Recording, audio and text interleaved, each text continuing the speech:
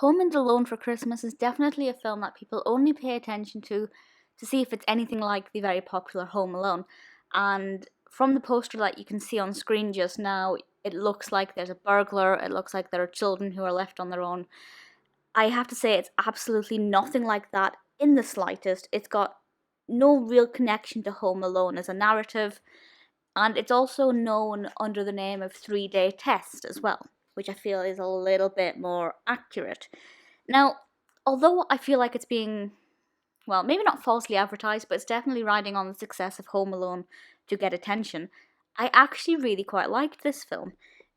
At least I liked the premise. I kind of liked the execution. The characters were okay. There were some good actors in this whose work I quite like. And although it's not what it looks like, it's not what one would expect, it was actually pretty decent. So this was released originally in 2012.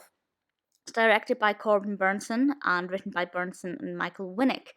And to make a very long-winded narrative short, Martin, the father of the family, is encouraged by his brother to try and see if his family can survive in extreme circumstances. So he decides, this is in the run-up to Christmas, to keep them all in lockdown in the house.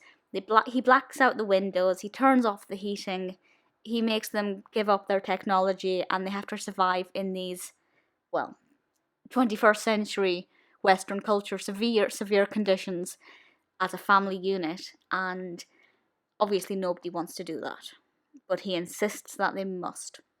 And I actually think it's quite a nice idea. I mean, I hope nobody ever makes me try and cope in those conditions, because I am conditioned to use my phone on a continual basis. But it's actually quite nice to see what happens when you get a family who are disconnected. It's a very typical family who all have their own different activities going on and they don't really come together that much.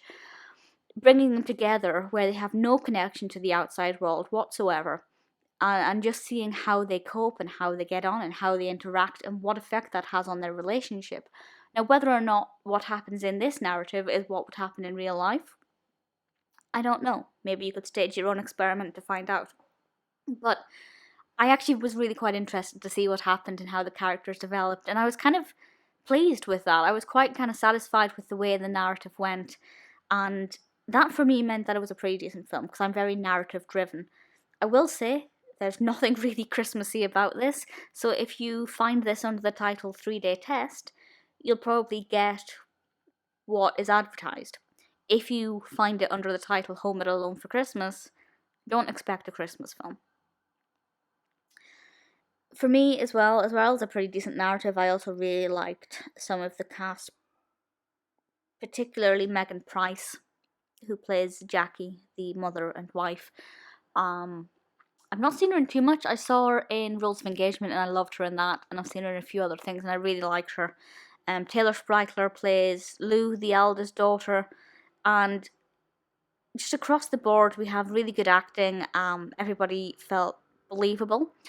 Nobody's actions felt forced. There's obviously going to be a risk with this kind of film where the father says, let's do this, and the family just goes, okay. And obviously that didn't happen. I think the family was well written. It felt like a natural family, not just a bunch of people who have been put together. Honestly, I have no complaints about this. It's not been received very well. It's 4.4 out of 10 on IMDb. And that's across 331 reviews. And to be honest, I expect a lot of the reason why it's getting such a negative reception is that it is being quite false with its marketing. It does look like it's going to be a Home Alone style film. I actually read a few reviews after watching it, and a few people watched it to see if it was actually part of the Home Alone canon or franchise, if you like. Obviously it isn't. So I think it depends on what you expect to get out of it. I only watched it because I'm not the biggest fan of Home Alone, and I did watch it thinking, well, if I see a parody of it, maybe I will like that. It wasn't anything like it, but I did actually like this film. I watched it on Amazon Prime. I definitely recommend it. Just don't expect anything like Home Alone, but if you go in with an open mind and just remember it's not really Christmassy, I think you'll enjoy it.